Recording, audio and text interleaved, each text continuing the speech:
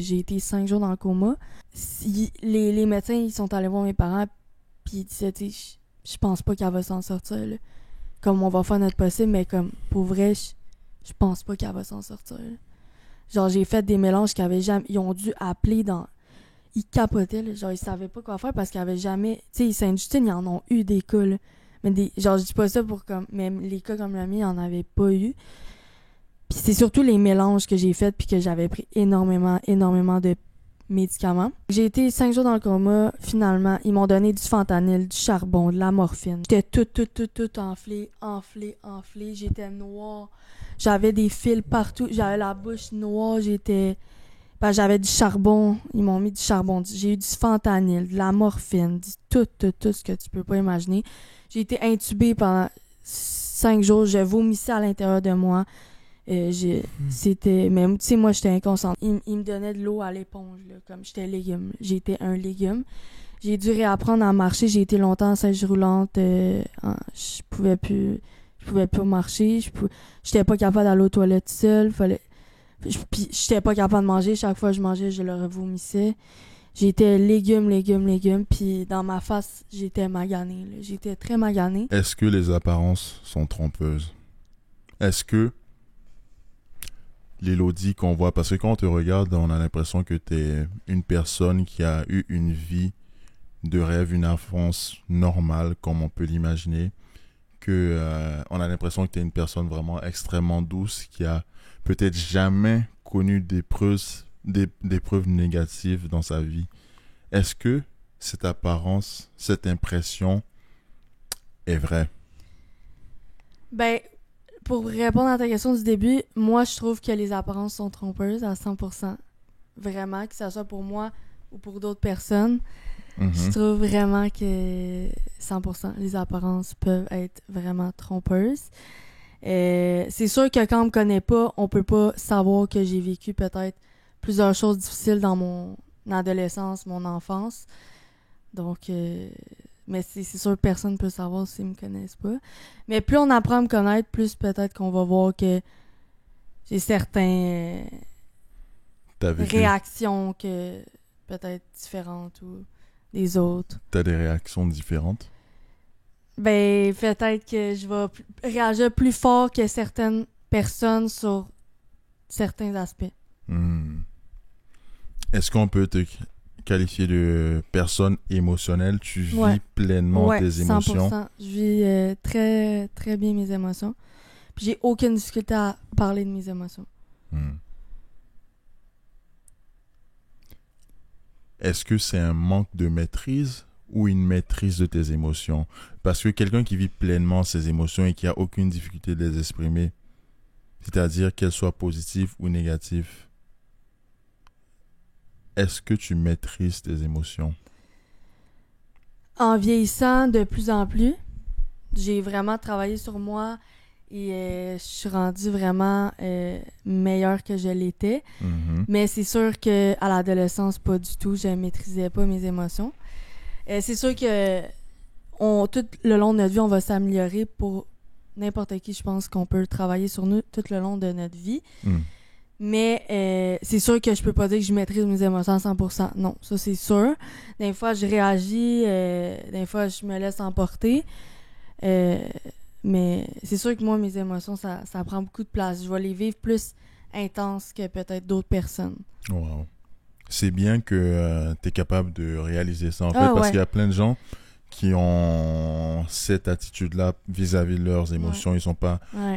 Ils les vivent pleinement et parfois ils les vivent pleinement en toute négativité. Ça influence négativement aussi les gens qui les entourent, mais ils se rendent pas compte que leurs émotions affectent négativement leur entourage. Et j'apprécie vraiment le fait que tu te rends compte que tes émotions, parfois en fait, toutes tes émotions ont un impact sur les gens qui t'entourent. J'aimerais... Mais j'ai toujours eu ça le même à l'adolescence, j'ai toujours eu une bonne capacité d'introspection. Je suis capable de me regarder dans le miroir. Je connais mes forces et mes difficultés. Puis ça, même à l'adolescence.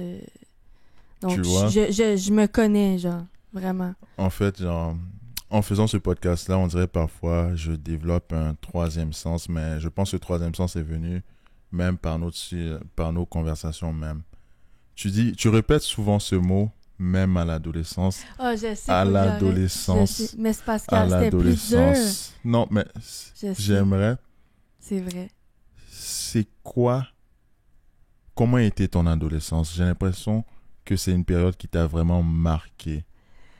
Ouais, quand même. Mais dans le fond, j'ai eu une adolescence quand même assez rock'n'roll, si je peux dire. J'ai vécu plusieurs épreuves.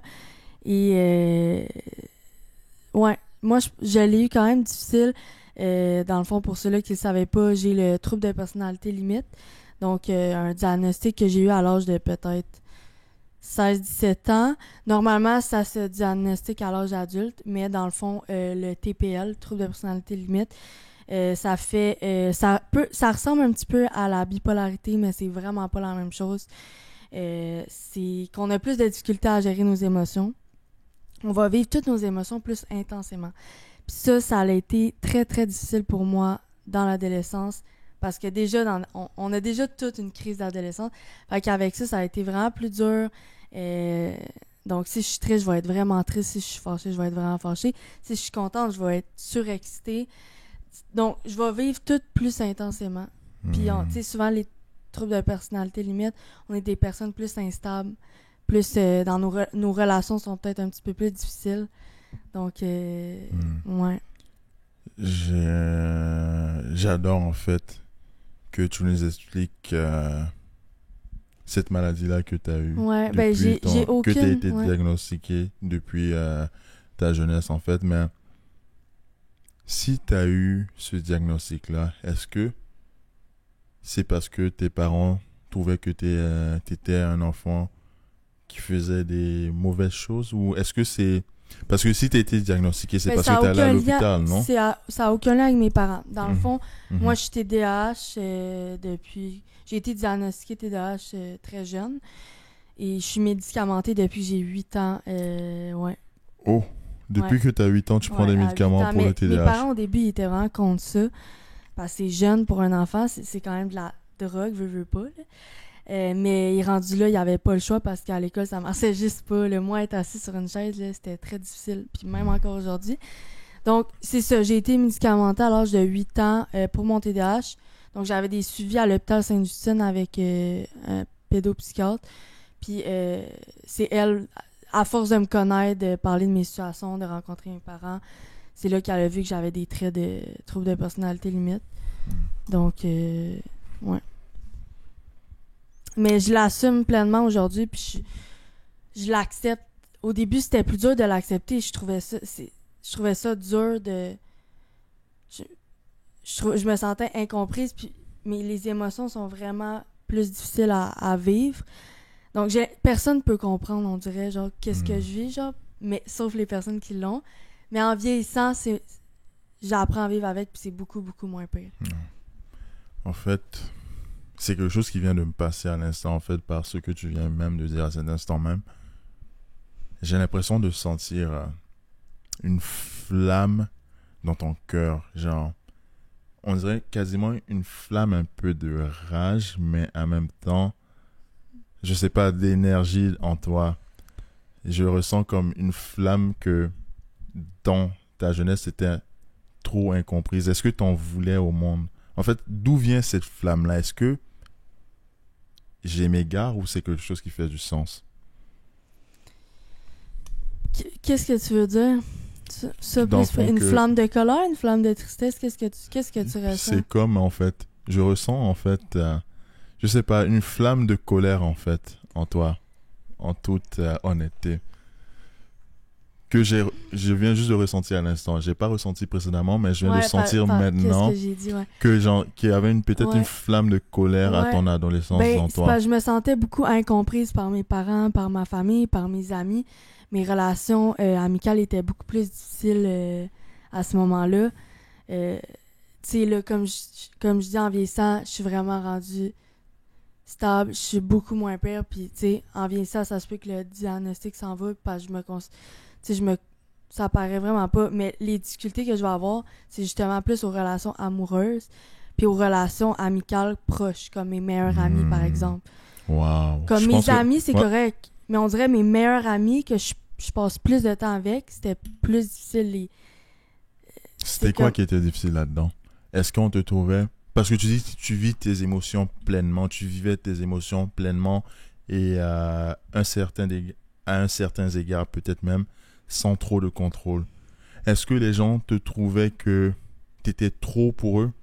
Que tu étais trop intense pour eux? Ouais, j'étais vraiment quelqu'un d'intense. Je me sentais incomprise. Puis j'étais pas capable d'accepter. Tu sais, des fois, mettons, mes amis avaient besoin d'un moment, tu sais, OK, Lo, comme, c'est genre, laisse-moi, genre, mais j'étais pas capable. Genre, j'étais comme... Je voulais comprendre pourquoi il était fâché. Ou... Moi, tu peux pas me laisser de même. Genre, à l'adolescence, c'était beaucoup plus dur. Aujourd'hui, faut que j'arrête de tout le temps dire ça, mais je veux vraiment que tu comprennes qu'aujourd'hui, j'ai tellement grandi, puis je suis tellement plus la personne que j'étais. Puis le monde qui m'a vu évoluer, comme je suis fière de la personne que je suis devenue malgré tout ce que j'ai vécu, là, tu sais.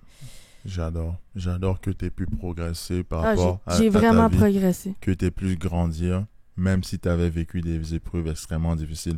Et quand j'ai fait la remarque de l'adolescence, c'était pas pour te sermonner, pour dire « Ah, c'est pas bien que tu dis ça ». J'ai fait cette remarque-là parce que j'ai compris que l'adolescence, c'est quelque chose qui t'a marqué parce que tu dis souvent le mot l'adolescence. Tu dis souvent ça. Ou l'enfance, ouais. Mais... C'est parce que c'est ça. Ouais, c'est ça qui t'a marqué. C'est là que tout s'est passé dans ma vie. Est-ce que tu pourrais te présenter brièvement à nos invités parce que l'histoire va être encore plus croustillante. Donc, est-ce que tu peux te présenter brièvement à ceux qui écoutent? Je m'appelle Elodie. J'ai 21 ans, bientôt 22 ans. Et je viens de terminer l'école en... en fait, j'avais étudié avant en éducation spécialisée. Oh, donc, j'ai été intervenante sociale. Ça, tu savais pas ça, sûrement? Oh, OK. J'ai été intervenante... OK, j'en fais une petite parenthèse. Là, vas-y. J'ai été intervenante sociale avec des hommes, juste des hommes. Un centre pour hommes avec diverses problématiques. Donc, il y avait des toxicomanes, il y avait des gars qui sortaient de prison. J'ai été intervenante sociale. Mais finalement, j'ai décidé de changer de domaine et j'ai été en gestion des réseaux sociaux. Donc, un domaine que j'ai découvert avec les années et j'ai étudié là-dedans. Et je viens de terminer là, pas si longtemps. Et là, je viens de me trouver comme un emploi un petit peu là-dedans. Finalement, je suis adjointe immobilière et gestionnaire de réseaux sociaux pour Remax, pour une courtière qui travaille chez Remax. Fait que moi, je travaille pas pour Remax, je travaille pour la courtière. Mais bref, c'est ça que je fais présentement. Donc, je touche les réseaux sociaux avec ça. Je fais ces réseaux sociaux. Donc, voilà, c'est moi, Elodie. Depuis que j'ai commencé Parlons-nous, il y a vraiment une statistique qui m'étonne, en fait. Le fait que 90% des gens qui regardent ces vidéos ne sont pas abonnés. Donc, si tu apprécies le contenu que je fais, n'oublie pas de t'abonner. J'adore ta réponse et tout. Mais... c'est une belle réponse. Tu nous as parlé de la Elodie carrière. C'est qui Elodie? Je te repose la question encore. C'est qui Elodie, mais c'est quoi le cœur d'Elodie? Moi, je suis une personne très, très, très empathique et je suis... au niveau carrière, c'est quoi ta question? Parce que tu nous as vraiment bien décrit c'est qui Elodie, c'est quoi Elodie fait dans la vie. Et en fait, c'est exactement ça que je voulais que tu dises, en fait. Il n'y a pas de problème à comment tu t'es présenté à nous, mais j'aimerais savoir, parce que tu as tellement traversé plein de choses, comment tu te sens, mais je demande comment tu te sens par rapport, comment ton cœur se sent. Je pense que c'est ça qui se dit mieux. Est-ce que ton cœur... est-ce que tu es apaisé présentement dans ta vie ou tu as toujours encore ce stress d'être incomprise dans la vie? En ce moment, ça va bien dans ma vie. Puis je pense que j'ai jamais été aussi bien dans ma vie. Plus la vie avance, on dirait plus que je vais bien. J'ai tellement travaillé fort, puis là, j'ai accompli enfin des affaires comme terminer l'école. Je commence ma carrière. Tu sais, moi, je suis en appartement depuis que j'ai 18 ans. Donc, tu sais, je suis fière quand même de ce que j'ai accompli, puis du chemin que j'ai traversé, puis de qu'est-ce que je suis devenue. Donc, tu sais, je me considère quand même assez mature émotionnellement. Mais je vois même que tu es mature sur le plan émotionnel parce que t'as tellement eu un grand vécu sur le niveau des émotions, comme tu les vis naturellement, plus intensivement. Et surtout aussi le fait que tu as vécu plein de choses très difficiles dans ta vie et tout. J'aimerais pivoter en fait sur le début de ton adolescence. Quand on discutait à la table, quand on mangeait, pour ceux qui ne savent pas, je traite bien mes invités. On a très bien mangé. Donc, c'est aussi un avantage de venir à Parlons-nous pour tous ceux qui regardent ici, qui se disent qu'ils veulent venir à Parlons-nous. Donc, n'hésitez pas à envoyer des DM par Instagram si vous voulez participer. À la table, quand on dégustait notre savoureux repas, non, mais on avait touché le fait que tu avais dit de 13 à 14 ans ou de 14 à 15 ans, tu avais été d'un centre jeunesse. Ouais. J'aimerais te poser la première question, c'est quoi un centre jeunesse et comment tu as vécu cette situation-là? Comment tu as vécu cette situation dans ta vie? Ben, premièrement, j'ai eu plusieurs années la DPJ dans ma vie, donc c'est à cause de eux que je suis rentrée en centre jeunesse. Mon éditoire est très international. Est-ce que tu peux dire c'est quoi la DPJ pour ceux qui vivent? La protection de la jeunesse. OK. Donc, c'est pour tous les enfants qui sont comme... Comment dire? Pour les parents qui s'occupent pas bien de leurs enfants, mais ça peut être la faute des parents, mais ça peut être la faute de l'enfant aussi. Pour les enfants à problème, ceux-là qui ont des problèmes de comportement, pour les parents qui sont toxicomanes puis qui sont pas capables de s'occuper. Ça, c'est des exemples que je dis, là. Mais pour toutes les difficultés familiales, donc eux, ils travaillent avec le gouvernement pour protéger les enfants parce qu'il y en a des parents qui sont clairement pas capables de s'occuper de leur enfant. Puis, donc, ils n'ont pas le choix d'intervenir, mais ça peut être aussi, tu sais, inquiétez-vous pas, j'ai toujours été nourrie, j'ai toujours, tu sais, j'avais une bonne famille quand même. Oui, j'avais une bonne famille, mais donc, j'avais beaucoup de problèmes familiales. Mettons, sans trop embarquer dans le détail, mes parents se sont séparés à l'âge quand j'avais 8 ans. Ça a été une séparation très difficile parce qu'il y avait beaucoup, beaucoup de chicanes entre les deux, là, genre, vraiment, là. Puis moi, j'étais pognée entre les deux, vraiment. Puis ça a été chaotique toute mon enfance. Beaucoup de problèmes familiaux. Puis moi, j'avais aussi des problèmes de comportement. J'avais de la misère à accepter l'autorité de ma mère. Donc, tu sais, j'ai été un enfant un petit peu dur pour mes parents. Je vous donne un exemple. Par exemple, chez mon père, je pouvais rentrer à l'heure que je veux. Je pouvais faire ce que je veux. Je me sentais plus comme une adulte. Il me faisait sentir comme une adulte. Mais là, j'arrivais chez ma mère, puis qui essayait de me donner de l'autorité, puis moi, ça marchait pas, là. Tu comprends? C'est parce que j'étais habituée que mon père me laissait faire ce qu'il voulait. Fait que ça faisait de la friction. Il y avait de la violence, vraiment. Il y avait de la violence? Ouais. J'ai déjà été violente avec ma mère, puis je l'assume, là, ouais. Il y a eu beaucoup de violence aussi du côté de mon père. Il y a des choses que j'aime mieux pas aborder, mais il y a eu beaucoup de violence, de gros conflits familiaux et bref. Donc, c'était pas juste de mon côté. La DPJ n'est pas rentrée à cause de moi. Il y avait aussi des choses que mes parents avaient à travailler. Puis ils avaient à travailler ensemble pour mon éducation puis pour mon bien-être. Mais il y avait des choses aussi que, clairement, que j'avais des problèmes de comportement puis que j'avais de la misère à accepter l'autorité de ma mère. Je pense, si je peux me permettre de résumer un peu ou de... Tu me dis si je m'égare un peu, mais je pense que je vais faire la même remarque que j'avais fait qu'on avait fait tantôt. C'est que quand tes parents se sont séparés, c'était comme une guerre entre les deux. Vraiment. C'était une guerre entre les deux. Ils se tiraient des balles sur l'un et l'autre. Ouais, vraiment, Ils pensaient qu'ils tiraient sur l'adversaire, sur l'ennemi, mais en réalité, ils tiraient sur toi. C'est vraiment ça, pour vrai. Ils pensaient qu'ils tuaient leur ennemi, mais c'est toi qu'ils étaient en train de tuer. Ah, sans leur vouloir, moi, ça a l'air de rien, mais une séparation, quand que ça se fait pas bien, quand que l'enfant il prend entre les deux, puis quand que ma mère insulte mon père devant moi, mon père insulte ma mère devant moi, puis que moi, ils sont même pas capables de se parler, puis que moi, je suis un enfant, puis que je dois tout... En tout cas, c'était vraiment quelque chose. Mais bref, il y a plusieurs raisons qui m'ont fait rentrer en centre jeunesse. J'aimerais juste un peu continuer un peu rapidement sur ça. On va retourner sur le plan pas des centres jeunesse, mais est-ce que tu t'es senti trahi par tes parents? Est-ce que tu étais déçu de leur comportement? Ben, tu sais, j'étais jeune. C'est en vieillissant aussi que je l'ai réalisé, puis la DPJ m'a fait réaliser beaucoup de choses. Souvent, les enfants de la DPJ détestent la DPJ, puis même moi, au début, j'étais comme la DPJ, puis tout, puis les enfants, d'habitude, ils aiment pas la DPJ, les adolescents. Mais moi, ça m'a aidé, ça m'a fait grandir, puis ça fait partie de mon parcours, là. Si ma famille avait besoin d'aide, quand je dis ma famille, ça peut être moi, ça peut être mes parents, parce que c'était vraiment un ensemble, c'était pas juste moi, là, c'était mes parents. Quand je dis mes parents, ça peut être mon père, ça peut être ma mère.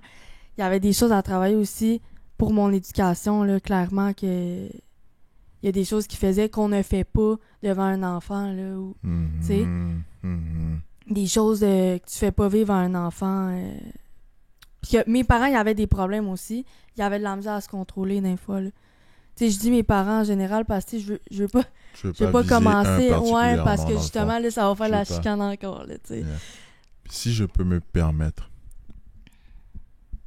est-ce que tu te sens encore blessé par ça? Est-ce que cette histoire-là te pique, te rend triste quand tu y repenses? Comment tu te sens vis-à-vis de ça maintenant? Ben, ça fait pas... Tu sais, c'est sûr que je vais me rappeler de mon vécu toute ma vie, mais est-ce que ça me rend triste? Ben, peut-être, ouais, un peu.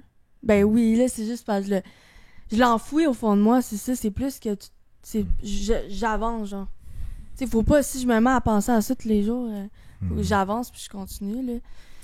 Tu sais, Élodie, si je peux me permettre, encore une fois, peut-être tu vas me dire que ce gars-là est trop culotté, mais ça fait partie de ça, apparemment. Mais non, c'est correct.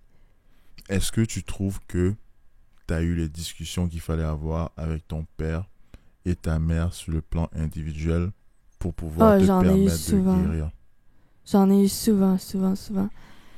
Mais il y a des affaires que dans la vie, ça va jamais guérir, puis qu'il y a rien à faire. Il y a des affaires que... Il y a rien à faire, là. Tu comprends? Il y a rien à faire. Il y a rien à faire. Ben, c'est trop tard, là. Ça sert à rien de revenir tout le temps sur le passé puis sur le passé. Oui, il y a eu beaucoup de discussions. Puis il y a eu des rencontres avec les DPJ, là. J'avais une travailleuse sociale, hein, éducatrice spécialisée. Moi, je les ai tous eu, les services, là. J'ai eu beaucoup de services. Ça, je suis... Mais c'est parce qu'une de mes grandes capacités, je n'ai aucune difficulté à demander de l'aide. Puis quand je vais pas bien, je le dis. Tu sais, il y en a qui se renferment sur eux-mêmes, puis qui veulent pas... qui ont de la difficulté à demander de l'aide. Moi je suis pas gênée d'en parler, je suis pas stressée, j'ai la capacité de demander de l'aide. Si je vais pas bien, je demande de l'aide. Puis ça, c'est une grande force, je trouve. Ouais, c'est vraiment une force parce qu'il y a plein de gens qui cachent leurs émotions et ça fait en sorte qu'ils sont pas... On n'est jamais capable de savoir s'ils se sentent bien, s'ils se sentent mal. Et ça fait en sorte qu'ils ne reçoivent pas l'aide, justement, dont ils ont besoin. Et c'est vraiment une grande force de ta part de dire que je me sens pas bien aujourd'hui, est-ce que je peux avoir de l'aide? Donc, comme tu voulais continuer sur ça un peu il y a quelques minutes, mais on va pivoter vers ça. Hey, je te remercie d'écouter la vidéo. Si tu adores ce que je fais, n'hésite pas à le partager. C'est quoi qui t'a amené dans les centres jeunesse? Et est-ce que tu peux nous expliquer un peu c'est quoi un centre jeunesse? Parce que même moi aussi, j'avais pas vraiment connaissance de ça, mais c'est quoi qui t'a amené vers ça? Un centre jeunesse, c'est plus... Tu sais, il y a comme les familles d'accueil. Les familles d'accueil, c'est parce que, clairement, que les parents sont pas capables de s'occuper de leur enfant, ou ils sont toxicomanes, ou sont... Je sais pas, tu sais, il y a plein de raisons. Mais le centre jeunesse, c'est un petit peu plus que les familles d'accueil. Ça ressemble un petit peu à une prison pour enfants, mais ce n'est pas une prison, OK? Moi, il y a des unités fermées, mais moi, j'étais dans l'unité ouverte, que ça s'appelle. L'unité fermée. C'est la version officielle, ça? Non, je blague. Non. je blague. Non, mais c'est... L'unité fermée, il y a des unités fermées que ça, c'est vraiment comme une prison.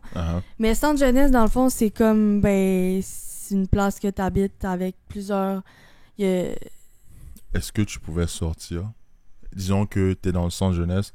Est-ce que tu pouvais te permettre de dire je m'en vais au Adonis faire l'épicerie? Non. Non. Non?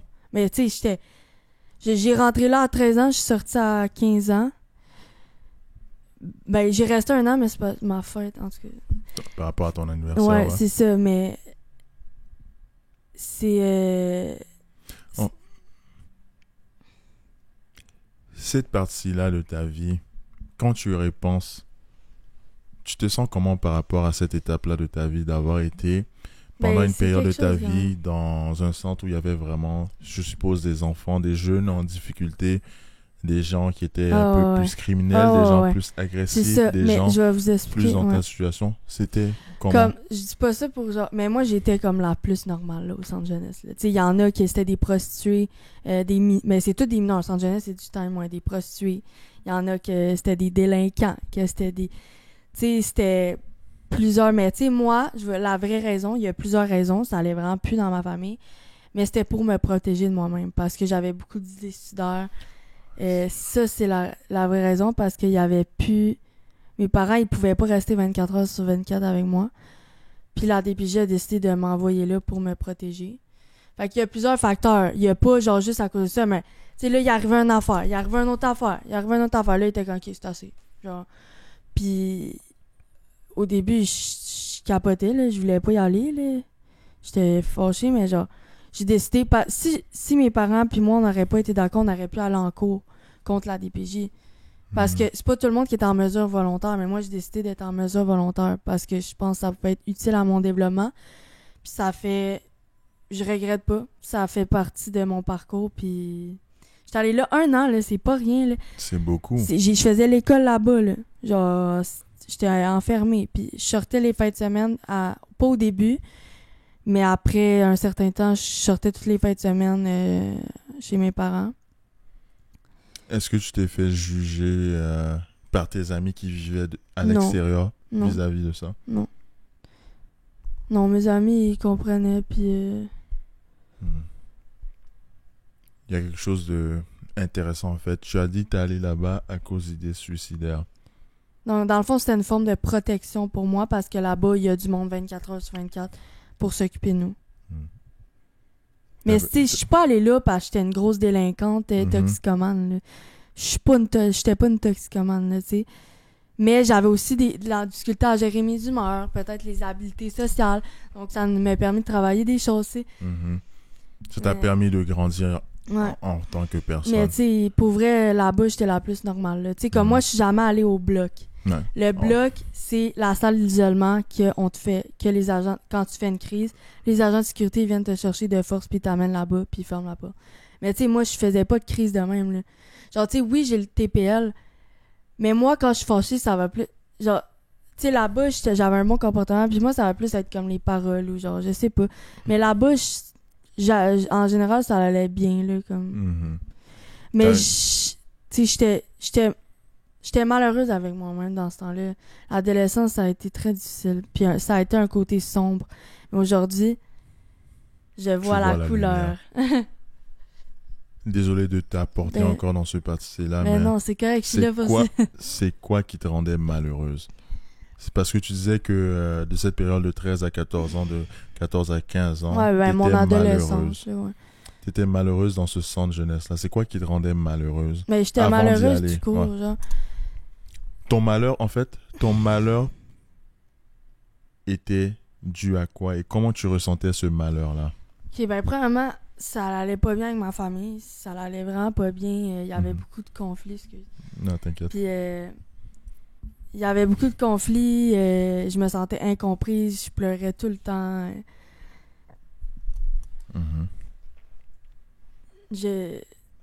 J'avais de la misère avec mes amis. Moi, j'ai aucune difficulté à me faire des amis parce que je suis vraiment quelqu'un de sociable. Puis ça, c'est vrai. Genre, j'ai beaucoup de connaissances aujourd'hui. J'ai eu l'occasion... Ben, c'est pas une occasion, en fait. J'ai déménagé souvent dans ma vie, fait que j'ai fait plusieurs écoles, là, genre, vraiment. Fait que j'ai la chance de connaître du monde un peu partout, de plusieurs écoles, mettons. Fait que, tu sais, j'avais pas la misère à me faire des amis, mais c'était les garder. Parce que ma personnalité ne fit pas avec tout le monde. J'ai une personnalité forte, je suis intense, mais ceux-là qui me connaissent pour vrai, ils m'adorent, puis ils me trouvent drôle, puis ils voient que, tu sais, moi, ma famille, là, j'arrive chez ma mère, puis elle me dit, tu mets tellement de la vie dans la maison, tu sais, moi, j'arrive, Puis... On sait qu'Élodie est là. Ouais, je prends de la place, mais pas parce que je vais attirer l'attention, mais parce que je suis juste de même, genre, je prends de la place, j'arrive, puis tu sais... Fait que tu sais, aujourd'hui, ça va super bien avec ma mère, puis ça a pas toujours été facile, là. Ma mère, je l'ai pas vue pendant... J'habitais à temps plein chez mon père pendant un bout. Mais en vieillissant, ça l'a fait l'inverse. Je suis devenue plus proche de ma mère, puis il est arrivé... C'est ça, fait que j'étais plus proche de mon père à l'adolescence, puis ça a fait comme... l'inverse. Maintenant, je suis vraiment plus proche de ma mère, mon frère. Mon père, je le vois, mais moins, genre. J'ai envie de faire une remarque. Peut-être tu me diras si c'est déplacé ou pas, ou si c'est correct ou pas. Tu disais que ton père te permettait d'être une adulte. Pourtant, tu n'étais pas adulte. Te permettait de faire tout. Et ta mère avait cette rigueur-là. Se dire, ma fille, ça, tu devrais pas faire parce que si ou ça. Est-ce que c'est parce que tu as pris de la maturité, maintenant tu comprends pourquoi c'est important d'avoir cette Ma mère, elle essayait juste de faire une fille droite, là. Elle essayait juste de m'encadrer parce que... Mais tu sais, je dis que mon père me laissait faire tout ce que je voulais. Ça a été un bon père quand même, là. Je veux dire, il a pas été un mauvais père. Il a tout fait ce qu'il pouvait pour moi, puis il a été...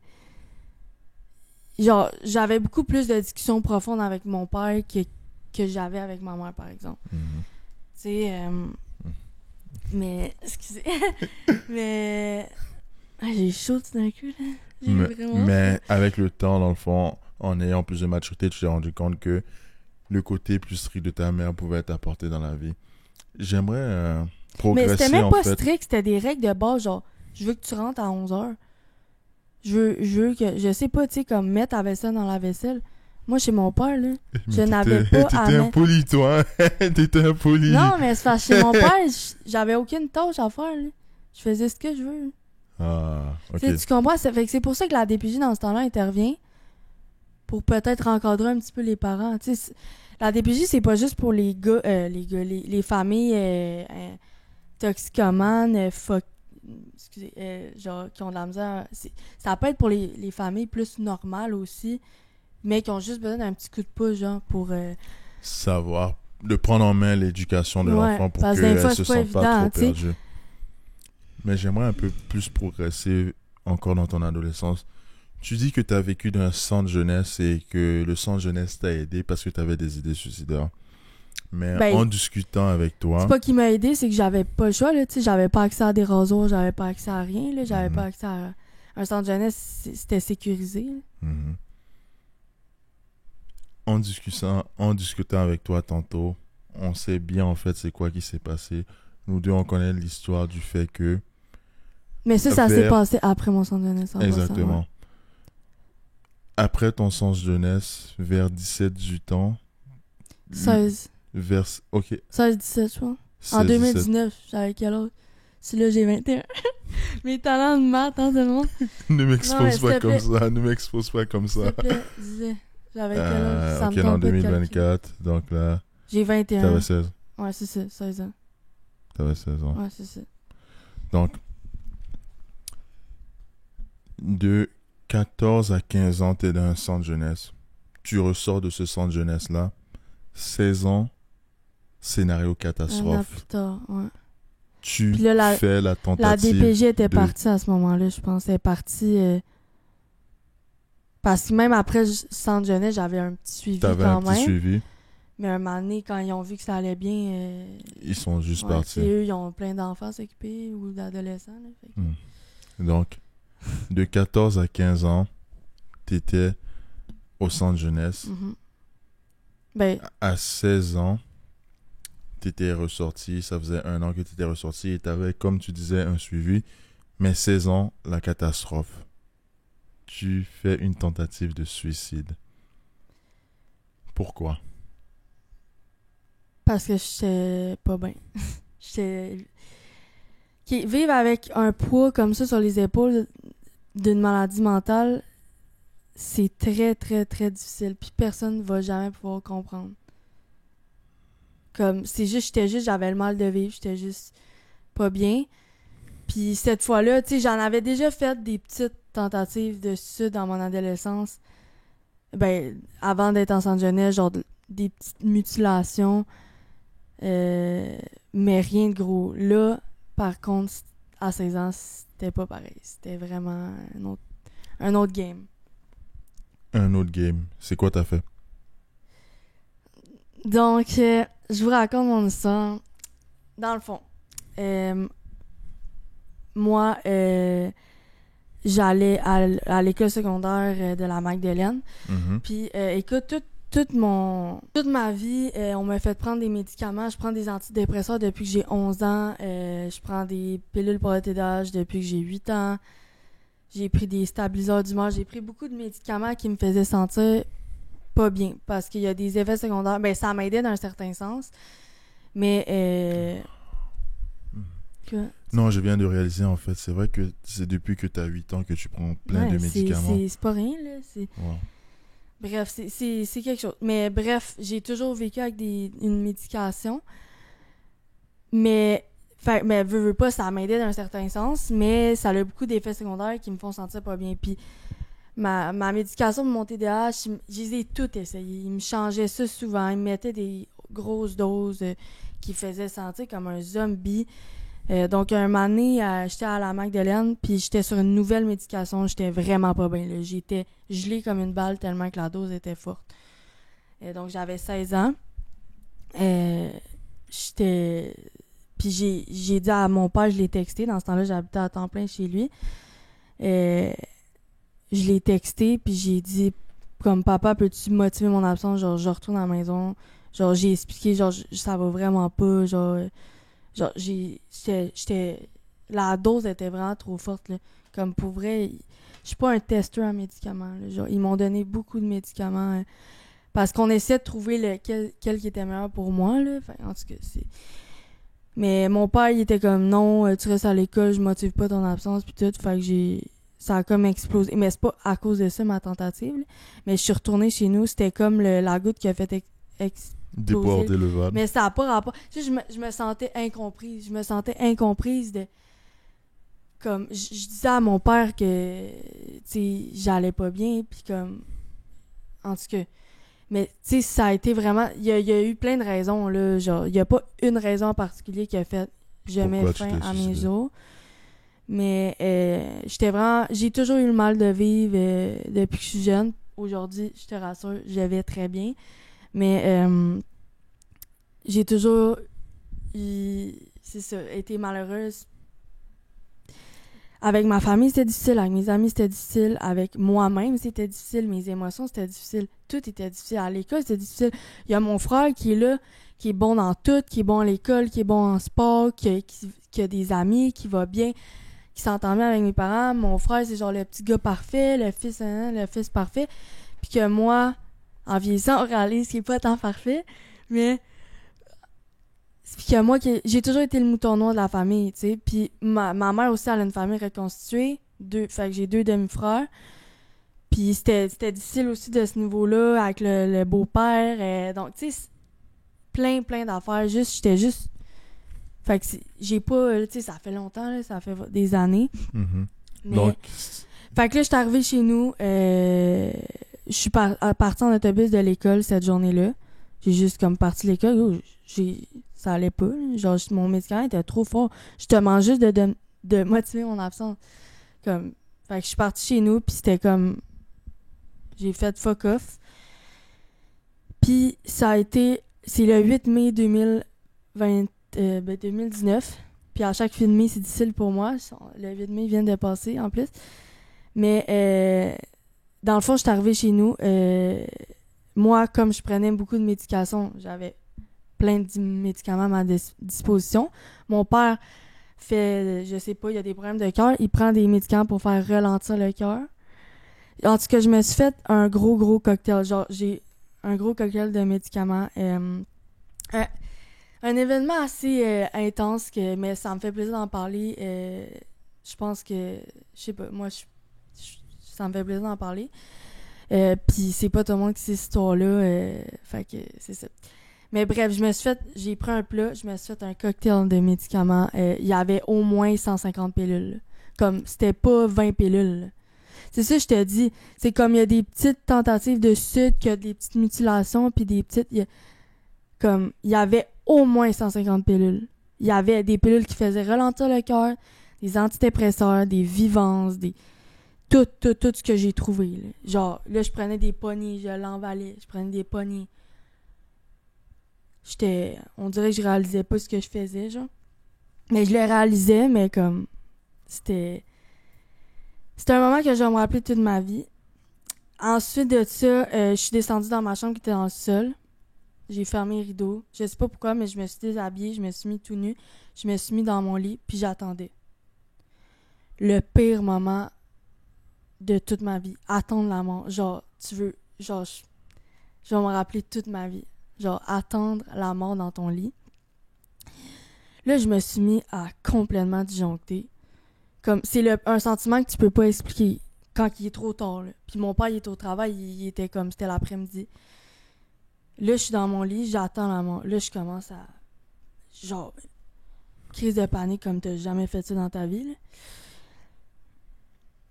Le temps passe, mon corps finit par se vider, j'étais encore consciente. Il se vide dans le sens que mes sphincters, ils lâchent, je sais pas tout, mais là, mon corps, il se vide. Genre, je me mets à pisser dans mon lit, tout mon caca, il sort. Comme mon corps se vide, là, genre dans mon lit, mais je suis encore consciente. Genre.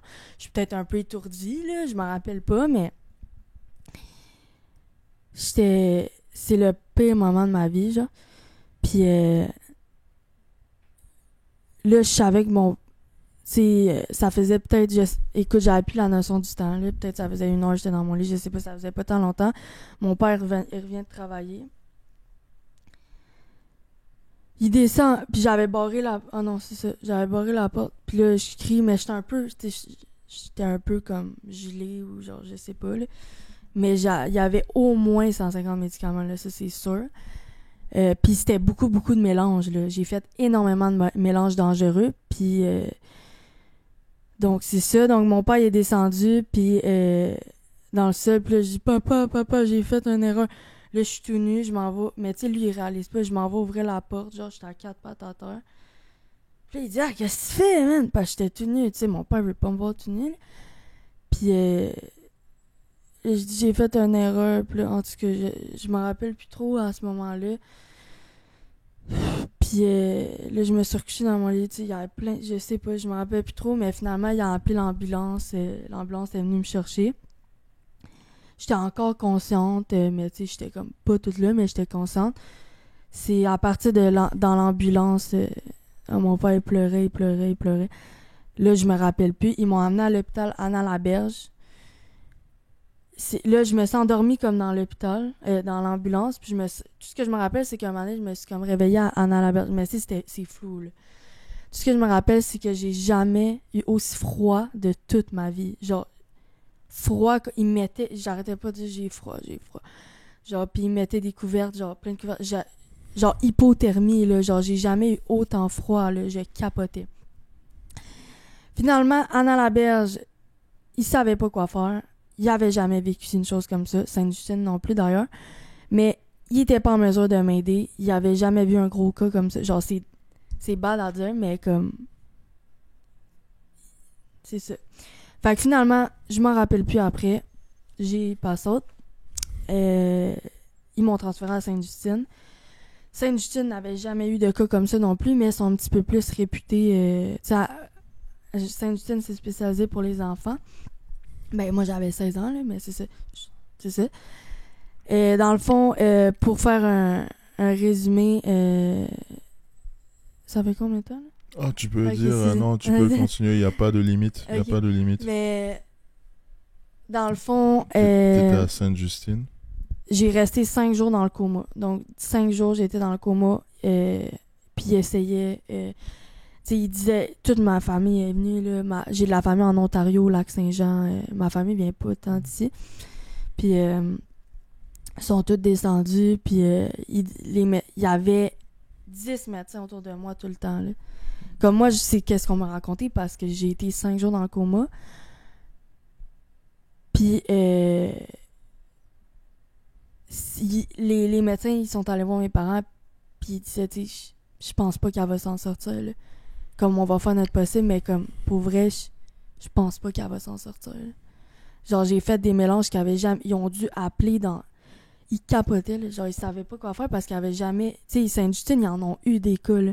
Mais genre, je dis pas ça pour comme... Même les cas comme le mien, ils en avaient pas eu. Puis c'est surtout les mélanges que j'ai faits puis que j'avais pris énormément de médicaments. Donc, c'est ça. Fait que j'ai été 5 jours dans le coma. Finalement, ils m'ont donné du fentanyl, du charbon, de la morphine.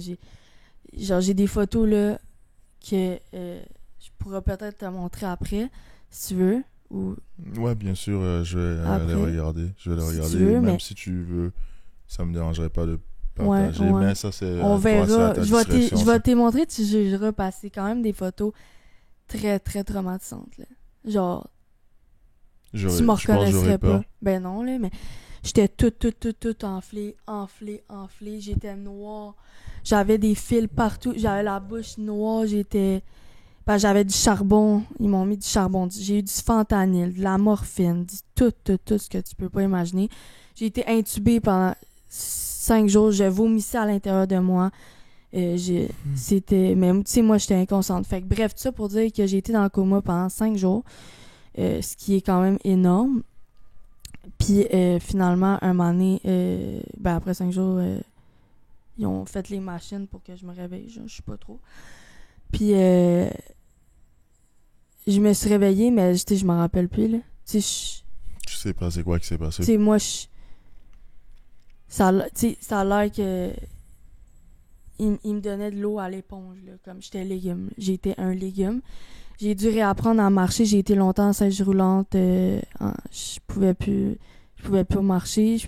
J'étais pas capable d'aller aux toilettes seule. Puis j'étais pas capable de manger. Chaque fois que je mangeais, je le revomissais. J'étais légume. Puis dans ma face, j'étais maganée, là. J'étais très maganée. Fait que tout ça pour dire que j'ai frôlé la mort. Et quand c'est au sens du terme, c'est pas... J'ai vraiment frôlé la mort. Fait que là, j'étais aux soins intensifs pendant un bout. Après, c'était l'enfer. Puis j'avais pas juste mal... Genre, tu peux même pas savoir ce que j'ai vécu, là, pour vrai. C'est après mon transfert en pédiatrie, je pense. Puis à la fin, j'ai été en psychiatrie. Fait que j'ai été 1 mois en tout à l'hôpital. Fait que j'ai manqué 1 mois d'école. À la fin, je faisais un petit peu d'école en psychiatrie, mais les profs ils ont été très compréhensifs quand je suis revenue à l'école parce que j'ai failli couler mon année à cause de ça. J'avais déjà redoublé mon secondaire 2 parce que j'ai beaucoup de difficultés à l'école à cause de la montée d'âge. Fait que bref. Fait que j'ai dû réapprendre à... Hey, je te dis, le monde, il venait me laver dans le bain, là. Genre, j'étais plus fonctionnelle. Donc, dans le fond, t'as dû réapprendre à revivre. Puis là, j'étais en train de devenir folle en psychiatrie. Moi, là, genre, je venais de me réveiller du coma, là. Genre, 4 jours après, j'étais comme, OK, j'ai compris, je le referai plus, je vais retourner à la maison, là. Là, je parlais au médecin, j'étais comme, il faut que je retrouve à la maison, faut que je retourne à la maison. Je sais pas, j'étais en train de disjoncter, j'étais comme, OK, faut que je sorte d'ici, genre. Comme, j'étais plus bien, là. J'étais vraiment plus bien. J'étais en train de devenir complètement folle, genre. Fallait que je sorte d'ici, là. Genre, tu sais, pis ça, à chaque fois que je respirais, ça me faisait mal. J'avais du vomi à l'intérieur de moi, j'avais de l'eau dans mes poumons. Je dormais plus la nuit, je souffrais, je faisais des grosses crises d'anxiété. Je pouvais pas... Genre, quand ma famille venait me voir, là, genre, je voulais tellement pas qu'ils partent parce que j'ai été... Pendant longtemps, j'ai été en gros choc post-traumatique, là. Genre, même après l'hôpital, là, quelqu'un fermait la porte, là. Oh mon Dieu, je pensais mourir, genre. Hey, si t'as des questions par rapport à cet épisode, n'hésite pas à me contacter sur Instagram. Mon lien est dans la bio. Oui. J'ai envie de te poser une question que tu vas dire c'est peut-être une question crue, mais ça mérite d'être posée. Et j'aime vraiment apporter plusieurs angles. Est-ce que quand tu t'es réveillé du coma de cette tentative de suicide que tu as fait, tu as dit « Oh non, je suis encore en vie ». Non, vraiment pas. Non, parce que je sais pas, dans le temps, quand j'étais plus jeune, mes petites mutilations, c'était un petit peu plus pour attirer l'attention puis un appel à l'aide. Tu sais, j'en avais fait une couple là, de petites scènes de mutilage puis de... Je sais pas trop, là. Mais c'était pas tant sérieux, c'était plus pour attirer l'attention. Mais là, ça a été vraiment genre, je mets fin à mes jours aujourd'hui, là. Mais quand je sentais... Si j'aurais vraiment voulu mourir, là, j'aurais laissé la porte barrée. Ben, non, en fait, J'ai eu peur, j'ai choqué dernière minute parce que mon père, il est descendu en bas. Puis j'ai tout sur dit, papa, j'ai fait, aide-moi, genre. Comme j'ai fait de la conne, genre. La porte était barrée, j'aurais juste pu rien dire puis me laisser mourir. Puis genre, le sentiment d'attendre la mort, c'est le pire sentiment que t'auras. Genre, c'est inexplicable, genre, c'est juste. C'est divagant, là, genre, vraiment, là. Puis, fait que c'est ça, fait que dans le fond, j'étais à l'hôpital, là, je voyais un médecin. Genre, clairement que j'étais pas prête à sortir, mais à ce moment-là, moi, je pensais que j'étais prête. J'étais comme, ok, je m'excuse, là, j'ai compris, là, je m'excuse, je le referai plus, mais je pense que je réalisais pas. À ce moment-là, j'étais encore. Ben, j'étais vraiment comme ça. Je te dis, là, j'avais l'air full. Là. Genre, j'étais comme, ok, faut que je sorte d'ici, genre, c'est bon, j'ai compris, genre. Voilà, je sors d'ici, là. J'étais comme, c'est bon, là. Mais je réalisais vraiment pas l'impact de. Il a dit, t'as été 5 jours dans le coma, t'as frôlé la mort. Les histoires qu'on me racontait après, les photos qu'on m'a montées, je pense que je réalisais pas à ce moment-là que non, j'étais pas prête à sortir, pas en tout. Genre, je viens de me réveiller, là. Genre, comme, ça a vraiment affecté mon physique, mais mon mental, j'ai été en gros choc post-traumatique. Puis après, c'est ça, j'ai été en psychiatrie, mais ouais, vas-y. T'as été en choc post-traumatique d'avoir fait cette tentative de suicide-là. Ben, c'est plus d'avoir frôlé la mort, puis de se réveiller, puis de... Ouais. Mm-hmm. D'avoir vécu tout ça à cause de cette tentative de mettre fin à ta vie. Est-ce que tu revis encore ce choc-là? Plus les années avancent, moins... Plus c'est correct. Je pense plus, là. Le 8 mai, par contre, chaque 8 mai, j'y pense, parce que c'est comme... Genre, je te dis, j'avais vraiment fait une grosse tentative. J'avais marqué sur le calendrier « Mort d'Élodie ». Le calendrier de la famille. J'avais fait une lettre à mon frère. J'avais fait une vidéo dans mon cell. Genre, j'étais très, très sérieuse, là. Genre, c'est quelque chose. C'est ça. La lettre disait quoi? Je sais pas, man. Je sais que je t'aime, Philippe, je m'excuse, je voulais pas t'abandonner. Genre, dis à mes amis que je les aime. Dis à mes parents que je les aime. Je sais pas de quoi de même, là. Non, c'est incroyable. Mais aussi, c'est parce que j'ai eu l'exemple de la cousine de mon père qui était TPL, qui s'est suicidée à l'âge de genre 30 ans, là, 30 quelques. Fait qu'on dirait que moi, pour moi, c'était quand même impossible de s'en sortir. Puis genre, je sais pas. Pour toi, il y avait juste pas d'issue. J'ai dit, je vais être malheureuse toute ma vie. Genre, je suis malheureuse. C'est au fond de toi, genre. Mais, on est en 2024 maintenant. Et on voit une Élodie épanouie et joyeuse, qui a retrouvé la joie, qui est radieuse. Mais c'est sûr qu'il y a des moments plus difficiles, mais c'est rien comparé à avant. Mm-hmm. Pour vrai, je suis tellement une femme forte, puis comme je suis fière de ce que je suis devenue. Fait que, bref, juste pour closer mon histoire, après je te laisse parler. J'ai... Mon propre podcast, les gars. Ah non, mais non, vas-y, je continue. Je suis dans mon élan, puis après, non, ben oui, on va continuer. Parler. Ça me dérange pas de parler de ça, en fait. Vas-y. Ça pour dire que, ben c'est ça. Après, finalement, j'ai été en pédiatrie. Après, j'ai été en psychiatrie. En psychiatrie, là, il y avait du monde qui marchait, puis qui parlait tout seul, puis que... Moi, fallait que je sorte de l'hôpital, j'allais devenir folle, genre. Fait que... Mais oui. C'est intéressant que tu dises... T'étais en psychiatrie, il y avait des gens qui parlaient seuls. Les gens ont cette impression que ceux qui s'en vont en psychiatrie, peut-être parfois ils vont bien, mais le fait d'être en psychiatrie, ils deviennent fous. Et là, tu viens de dire que t'allais devenir folle en psychiatrie. Fait que ça, c'est un autre dossier, là, mais je te jure, être enfermée de même, là. Mais tu sais, c'est ça que j'avais besoin. Hein, ça fait partie du parcours qu'il fallait gérer, je sais pas, mais eux... je pouvais pas juste retourner chez nous de même, parce que c'était trop gros. Puis je réalisais pas, puis c'est là que je l'ai réalisé après que... Je pensais que j'étais prête à retourner chez nous, mais j'étais pas prête. La première fin de semaine que je suis sortie, on dirait que... Je sais pas pourquoi, mais genre mon père, il allait prendre des marches doucement avec moi chaque jour. Genre j'étais tellement fragile, genre... Tous les bruits me faisaient sursauter. Tout... Comme... Ça a été une réadaptation... Ouais. Puis j'ai des séquelles aujourd'hui, ma voix n'était pas comme ça avant. Elle était plus douce? Ouais, j'ai une voix rauque, grave. Ouais, comme je t'ai dit par téléphone, j'ai trouvé que t'as une voix absolument c'est ça. Puis je me le fais. 101, là. Non, je me le fais souvent dire. Puis je peux plus crier dans les shows, je peux parler fort au restaurant. Pourquoi? Parce que dans le fond, j'ai été intubée pendant 5 jours. Fait que mes cordes vocales, ils ont pris la forme des tubes. Fait qu'ils sont courbés. Fait que j'ai des cicatrices sur mes cordes vocales. C'est très dur pour moi de parler fort dans un restaurant. Ça me demande beaucoup d'efforts. J'ai plus la brillance dans ma voix. Tu sais, c'est pas grave, c'est une voix, mais c'est pas ma voix qui me fait de la qui me fait de la peine. Ben c'est pas ma voix qui me dérange, c'est le fait que j'ai de la misère à parler fort dans les lieux publics, j'ai de la misère. Je peux plus crier dans les shows, je peux plus chanter dans mon char. Tu peux plus chanter? Non, il y a plus de. Oh, il y a plus de. Il y a plus de. Sol, la, si. Oh, ok, genre, t'es plus capable. C'est comme genre. Donc si tu veux chanter une chanson, tu serais pas capable. Ça serait pas genre, autant beau. avec mes amis, je fais souvent Chante maintenant, je fais souvent du lip sync, genre. Je fais les paroles genre de même, mais ça manque de pouvoir gueuler à tue-tête, là, vraiment, puis de crier dans les shows. C'est des séquelles que j'ai, puis ouais. J'ai été, juste dire à la spécifique, j'ai été très chanceuse de pas tomber légumes, parce que j'aurais pu clairement virer légumes. Puis check, aujourd'hui, j'ai des petites séquelles comme ça, mais ça va bien. C'est bien en fait, parce que je voulais poser une question.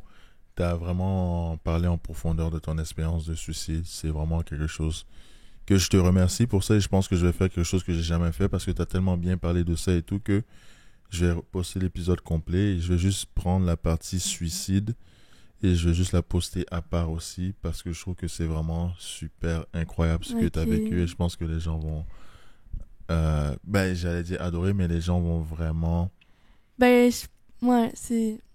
Ah non, il y en a qui vont dire que je fais ça pour attirer l'attention, non, mais non, vraiment non. pas. Je te garantis que vraiment pas. On voit la sincérité dans ton cœur présentement. C'est ton histoire à toi. C'est ton histoire qui mérite d'être dit, qui mérite d'être racontée et qui mérite d'être comprise. Je doute fortement qu'il y aura des gens qui vont venir dire que tu viens chercher l'attention, parce qu'on voit que tu parles avec ton cœur. Ouais, c'est vrai. Quand tu parles avec ton cœur... Mon frère, il va dire que je veux attirer l'attention. Il savait que je venais ici, puis il était comme... Pourquoi tu fais ça? Mais non. On va pas critiquer ton frère ici. By the way, je vais pas couper cette partie. Mais... On te salue. Ouais. Mais comme... J'ai envie de te demander, est-ce que tu t'es posé la question? Pourquoi moi j'ai mérité une deuxième chance? Pourquoi moi j'ai eu la chance d'avoir cette deuxième vie? Pourtant j'ai essayé d'enlever ma vie. Je sais pas. Peut-être parce que j'avais justement du potentiel de réussir puis de devenir une bonne personne. Puis je le sais que je suis une bonne personne.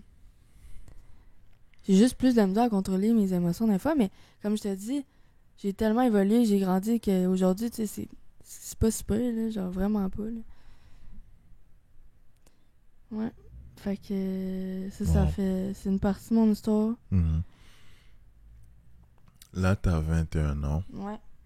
Et franchement, t'as vécu plus que la majorité des gens qui ont 40 ans, dans le sens, t'as vécu plus de souffrance que des gens qui ont le triple, le quadruple de ton âge. J'ai souffert aussi beaucoup de peine d'amour. Ça, on n'en a pas parlé, mais ça a été difficile aussi. Mm-hmm. Des grosses peines d'amour. Là. On pourra pivoter à ça, mais je trouve que à 21 ans, t'as vécu plus de peine que des gens... de peines cumulées que des gens qui ont vécu jusqu'à 80 ans. Comment tu te sens aujourd'hui? Comment ton cœur va quand tu as vécu autant de peine dans un délai aussi bref? Est-ce que... C'est quoi ta perspective de la vie maintenant? La vie, c'est quoi pour toi maintenant? Comment tu vois la vie? Si tu as réussi à passer au travers de ça, tu es capable de passer au travers des épreuves maintenant. Je vis la vie comme... Je fais mon possible. Puis aujourd'hui... Aujourd'hui, t'es heureuse. Aujourd'hui, t'apprends à... Ouais. Mais tu sais... je me considère comme heureuse quand même. C'est pas parfait, là, mais c'est normal. Il n'y a rien de parfait dans la vie. Ben oui, bien sûr. Et franchement, je pense que... ton histoire, c'est une des histoires les plus touchantes, sinon la plus touchante qu'on a eu jusqu'à présent ce podcast-là, parce que franchement, genre, tu m'as dit, quand on se parlait par téléphone, tu m'as dit, t'as fait une tentative de suicide et tout, mais je comprenais pas la gravité de cette tentative de suicide-là. Et deux, je comprenais pas c'est quoi le processus de vouloir se suicider. Comment on vit cette histoire se sentir incomprise par les gens. Faire face à la mort, c'est tellement touchant quand tu dis, j'attendais ma mort. Ouais, littéralement. C'est incroyable cette phrase, j'attendais ma mort. J'imagine même pas le niveau de peur que tu devais avoir, comment ton cœur devait battre vite. Mon cœur n'a jamais battu aussi vite, genre jamais.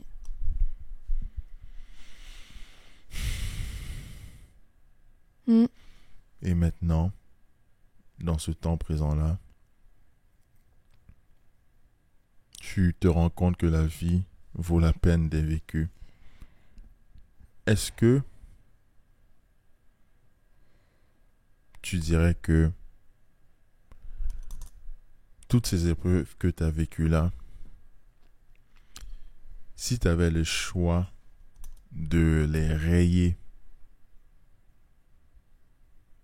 en fait, je vais être encore plus précis, plus spécifique. Si tu avais le choix de ne jamais avoir fait cette tentative de suicide, est-ce que tu saisirais cette opportunité-là ou tu garderais ton histoire comme elle est présentement? Est-ce que tu passerais à travers les mêmes épreuves si tu avais le choix? Ben écoute, peut-être qu'il me fallait ça pour comprendre. Hein. Arrête de... Tu sais, peut-être ça... Je pense que c'est ça qu'il me fallait toucher. Genre, j'ai souvent dit, j'ai touché le fond, mais là, j'ai touché le fond. Là. Comme, j'ai... Peut-être qu'il me fallait ça. Il fallait que j'aille le plus profond, je pense, pour pouvoir remonter. Puis il fallait, je pense, que je touche le fond. Bon, pour ceux qui ont vu, oui, vous pouvez vous moquer. Voici, ouais, moquez-vous. Désolé de t'avoir interrompu. Non, et désolé, je vais continuer à t'interrompre. Mais non, c'est ça ta job. Parce que c'est vrai que t'as touché le fond. Ah non, je l'ai touché. Je peux pas aller plus bas que ça, je suis désolée, mais... Genre, j'ai eu plusieurs affaires, j'ai été bas en dépression, là, j'en ai fait des grosses dépressions, justement. C'est ça c'est pour ça que je voulais me suicider. Là, tout le monde en adolescent, j'étais en dépression. C'est incroyable, en fait. Et t'as vécu tellement de choses que je dirais que... Est-ce que c'est une bonne chose, c'est une bonne conclusion de dire que ton cœur est beaucoup plus fort que le cœur d'un humain moyen? C'est-à-dire que t'es capable de vivre des temps durs, beaucoup plus de temps durs qu'un humain moyen. C'est-à-dire qu'il y a plein de gens, même si tu as fait la tentative de suicide, tu es encore vivante présentement. Et malgré toutes ces peines que tu as eues là, tu as encore le courage d'être heureuse, d'être joyeuse dans la vie. Est-ce que c'est une bonne chose de dire que tu as un cœur vraiment beaucoup plus fort que celui de l'être humain moyen? Ben, on pourrait dire ça, mais tu sais, je veux pas me comparer aux autres non plus, puis je me considère pas comme plus forte que les autres. Mais je me considère mature émotionnellement, peut-être plus que les hommes de mon âge ou les... Ben, c'est parce que je dis les hommes, parce que les femmes, c'est quand même plus mature que les hommes. Je fais un podcast où j'espérais qu'on fait une fois, aucune femme va attaquer nous les hommes. Non, mais... On se fait attaquer encore. En tout cas, les hommes de mon âge. En tout cas, bref, les hommes de mon âge. Mais je me considère peut-être... Genre, des fois, j'en vois qui se plaignent, genre, de certaines épreuves, puis je suis comme... En tout cas, mais je veux pas me comparer aux autres, là. Tu sais, chaque personne a vécu ses affaires, puis chaque personne a vécu des choses. Fait que... Mais oui, je me considère comme forte, vraiment forte. Je sais que je suis une femme forte, puis je développe ma confiance en moi vraiment beaucoup, là. Quand j'étais jeune, je l'avais pas, là. J'aimerais bien appuyer ce point-là. T'es une femme forte et t'es vraiment une femme forte. Parce qu'il y a plein de gens qui disent ça, mais ils sont pas réellement forts. Mais moi, je le suis pour vrai. Toi, tu l'es vraiment, en fait. C'est important de le souligner. Parce que tout ce que t'as vécu, tu peux pas être faible en ayant vécu autant de choses que ça. T'es extrêmement forte mentalement. J'ai pas le choix. J'ai pas le choix. C'est ça l'affaire. J'ai pas le choix. Puis aujourd'hui, ben, je commence ma vie, ma carrière, ma vie d'adulte. Puis, ben, en fait, je la commence depuis que j'ai 18 ans, vu que je suis en appart depuis que j'ai 18 ans. Mais, tu sais, là, j'ai fini l'école, puis, ben, c'est ça. Mm-hmm. Quelle est ta lueur d'espoir? Quelle est la chose qui te fait garder espoir dans ta vie?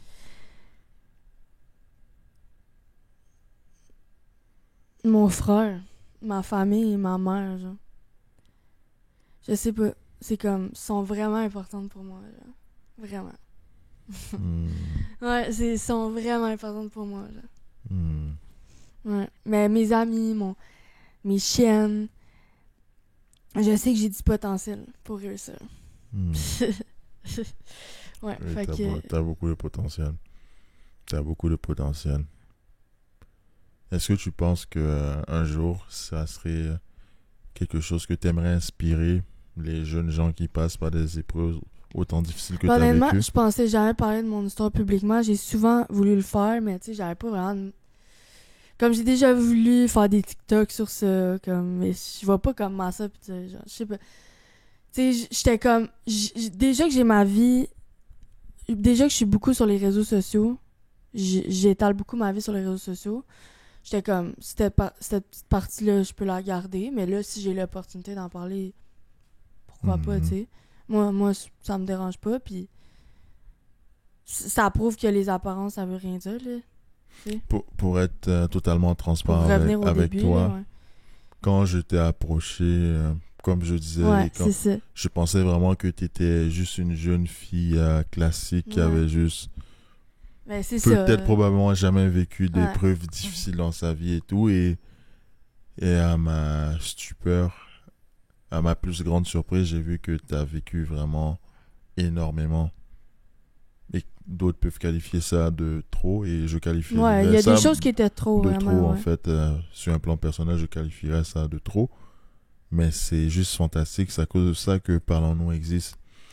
Cette ouverture d'esprit-là que j'essaie d'avoir envers tout le monde, c'est-à-dire, présentement, le thème principal du podcast, c'est communication homme-femme, mais ton épisode, c'est tout autant valable, même plus de mérite que plusieurs épisodes. Bon, je vais pas faire de comparaison, je vais pas créer de la jalousie ici. Ouais, ben je m'attendais quand même à parler d'hommes un peu, mais ça me satisfait. Moi, ça me... Non, moi, je trouve qu'on a bien parlé de comment ça s'appelle? La difficulté de la vie n'est pas toujours rose. Non. Mais c'est possible de s'en sortir. On a parlé aussi de la séparation, vivre dans un centre jeunesse, affronter des idées obscures. Franchement, c'est un épisode qui va tellement faire apprendre aux gens. Ben, j'espère. Je pense que... comment ça s'appelle? Elodie, peut-être même tu te rends même pas compte, mais ton histoire va tellement faire du bien à plusieurs personnes, dans le sens que c'est juste extraordinaire ce que tu as vécu. Et merci, je te remercie au plus haut niveau d'avoir accepté ce challenge de venir à Parlons-nous. Et c'est à cause des personnes comme toi que Parlons-nous se porte bien présentement, parce que tu as parlé avec ton cœur ouvert. Ben, merci à toi. Et franchement, genre, t'es une personne extraordinaire, extraordinairement forte, franchement. Merci, Ben, c'est trop gentil, j'apprécie. Merci de m'avoir donné cette opportunité. Est-ce que tu aimerais partager un dernier message aux gens qui regardent ça, s'il te plaît, moins de 5 minutes, sinon on va... Non, je blague. Non, vas-y. Ben, pour vrai... Dans la vie, il faut foncer, puis il faut jamais abandonner, puis malgré les épreuves, on peut devenir... on peut s'épanouir, puis...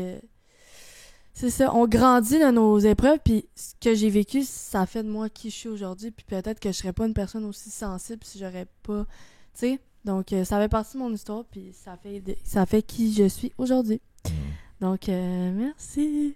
Let's go. Merci beaucoup pour ce beau témoignage. Merci. J'avais donné un mauvais record à quelqu'un la semaine dernière. Elle se reconnaît même si elle a regardé, mais c'était le record de la personne qui mettait le plus mal le micro. Non. Je l'ai gagné? Bon, je sais pas si tu l'as gagné, mais t'es proche. Ah non. Mais non, c'est pas grave. On t'entend parfaitement parce que t'as parlé très bien depuis tout le long. Excusez-moi. Merci beaucoup pour ce beau témoignage, Elodie. Et merci de m'avoir écouté. à la prochaine. Et si le message qu'on partage aujourd'hui est quelque chose qui t'a particulièrement touché, merci beaucoup, ça fait chaud au cœur. Si tu penses que ce message peut impacter positivement la vie de quelqu'un d'autre, s'il te plaît, n'hésite pas à partager.